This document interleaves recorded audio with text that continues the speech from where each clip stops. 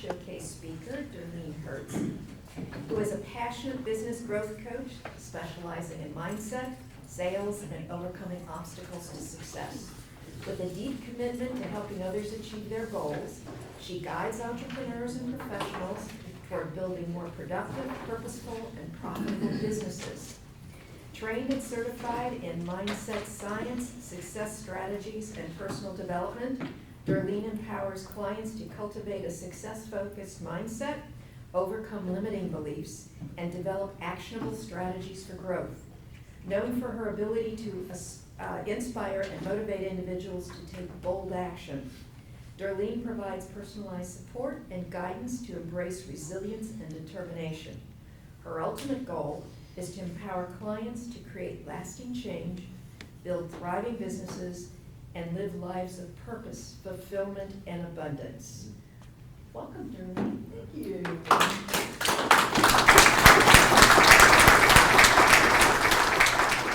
So the really cool thing about the presentations today is that this is all on speaking. I'm doing a little side note for September.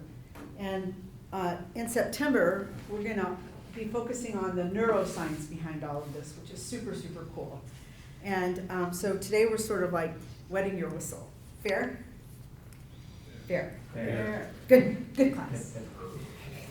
So a symphony of communication, living in harmony through effective communication. You know, the reality is that we assume communication happens. We have these conversations and we assume that what I'm saying to you, you're receiving full on.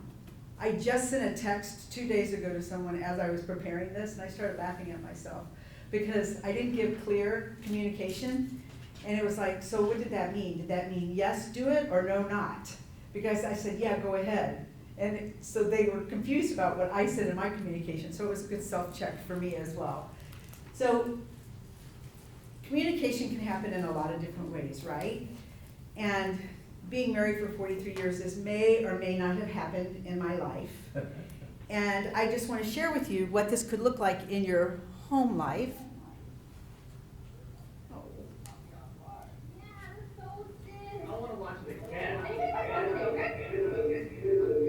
Okay, then we're talking about it. I'll talk later. Later. Hey, you're mad at me, right? What? Why? Because I wanted frozen yogurt and you didn't get it for me. You never told me you wanted frozen yogurt. Yes, I did. I said, anybody want frozen yogurt? You asked if anyone else wanted it. How was I supposed to know you wanted it?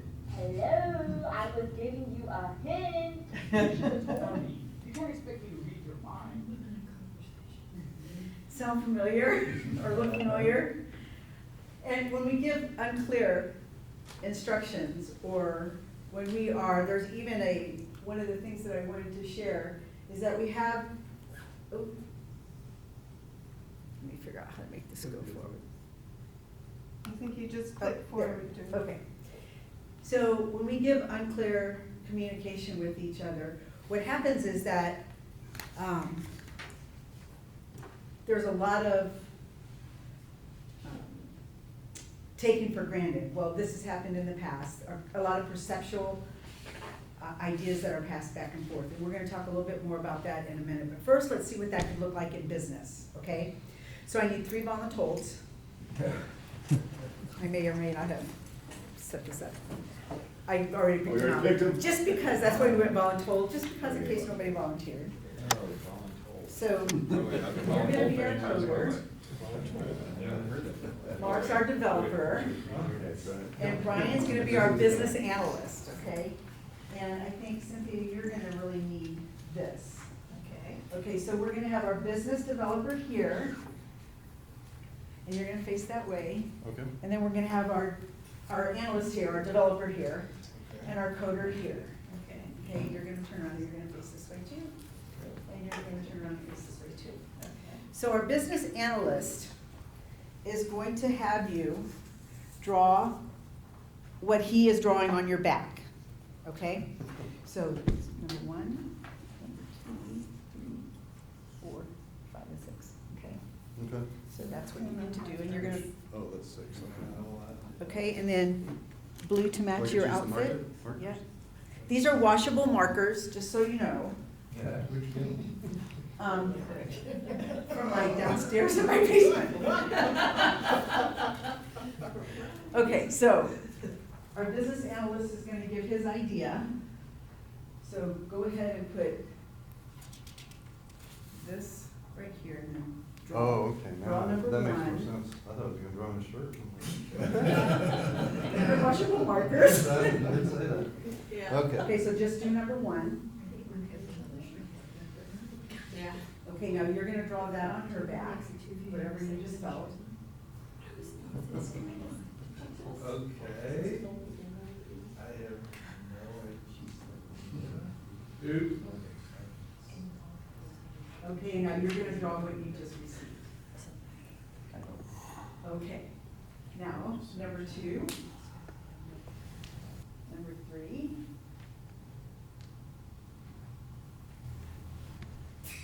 You just see his face.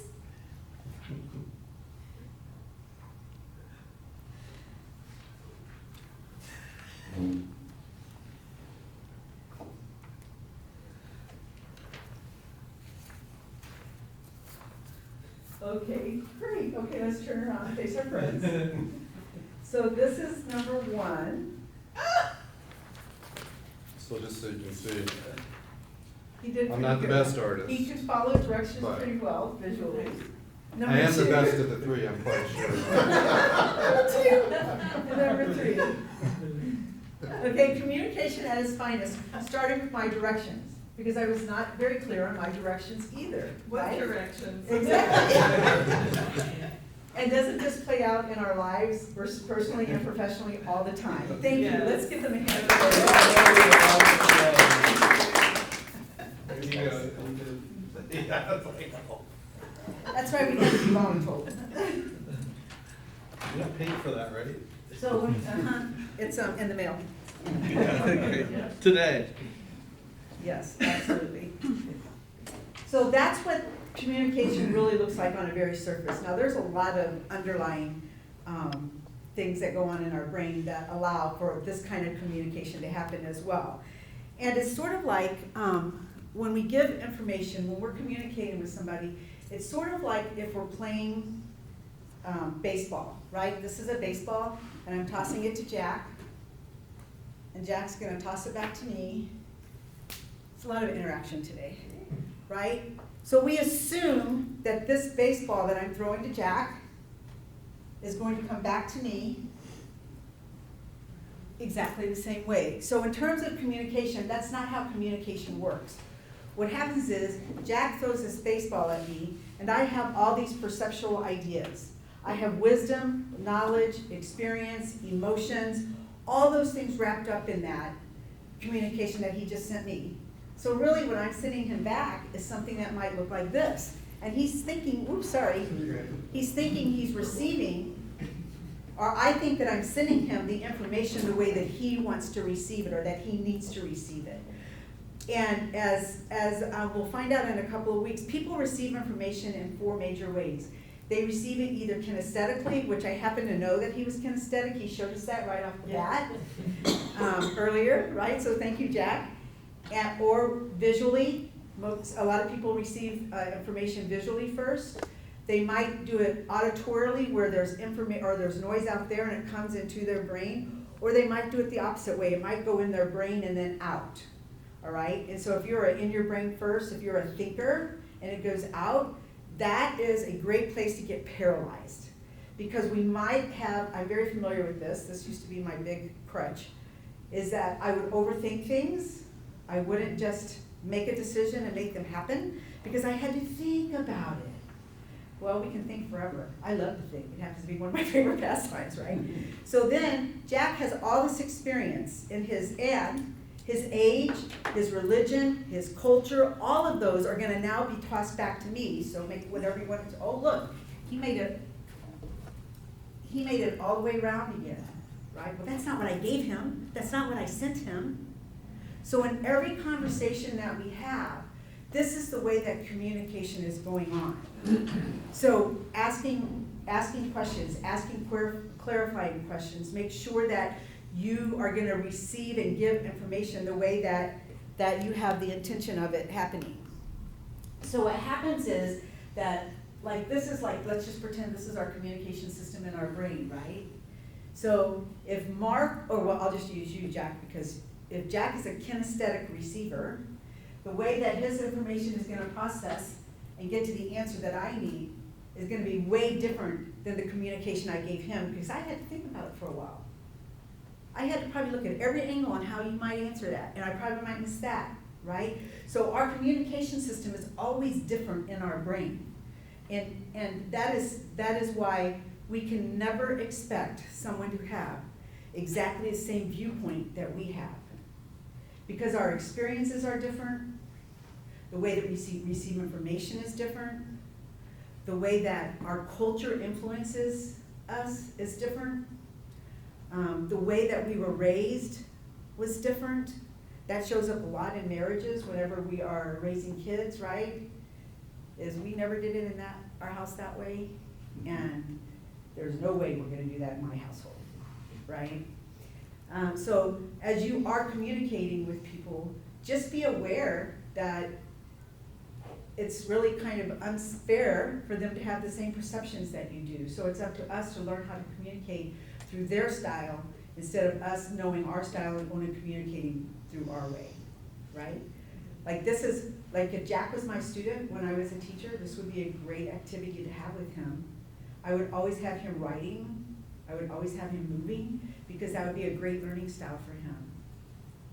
People who, one of the things about today that in the education system is that they don't write, they do more reading and the computer stuff, that I'm at a loss. My husband tells me I'm still a tree killer.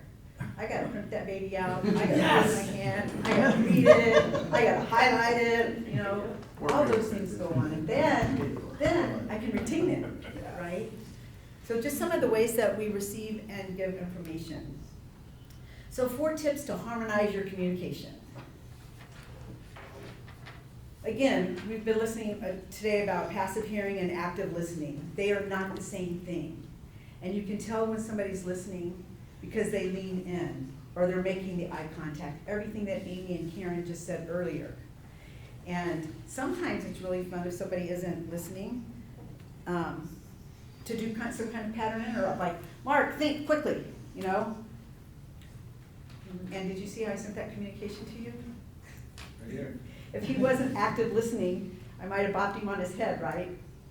But I did make sure that he was listening before I said that, because we have an attorney here. My hand is broken.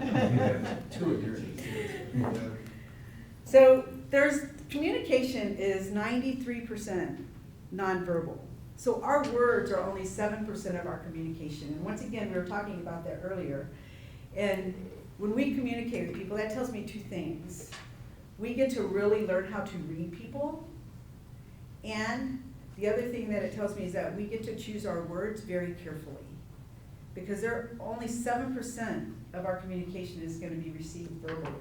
So we do have that nonverbal communication based on our tonality. Like if I said to a dog, I have to always think about this because it doesn't register in my brain. Come here, you little jerk, I want to kiss you and I want to love you and I just want to like give you all the kinds of love you always needed. Is he going to come to me? That's how important tonality is. If I said to him, come here, Spy, I just am going to just like kick you all over the place and I'm just going to like not feed you for days. Come here, buddy. You know, up he runs, right? Because dogs respond on tonality, right? And we do the same thing. We're just usually not conscious of it, right? And then of course our body language is always telling somebody something.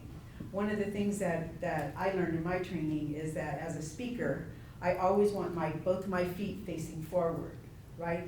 And it's just such a small thing. However, unconsciously, if I was standing here like this, unconsciously you might receive that message of, I want to get the heck out of Dodge, right? So that's tip number 2, listen with your eyes, ears, and your gut. Hardest thing in the world is to trust your gut, and it's the greatest gift we got. Take time to understand as you get to be understood. Remember, it's a 2-way street, and if something blocks it, anger, sadness, fear, hurt, guilt, lack of acknowledgement, anything like that, that communication is not gonna happen. And don't assume you're always right. You know, rule number 1, I'm right. Rule number 2, if you think I'm wrong, see rule number 1. You know, run the other way, right? So a good question to ask is, or statement to say, this is how I see it, how do you see it?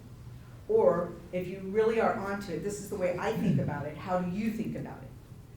Or this is the way I can hear this, how do you hear it? Depending on their style of learning.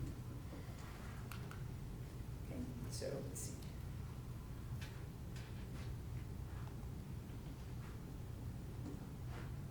Come on. You should just be able to click it.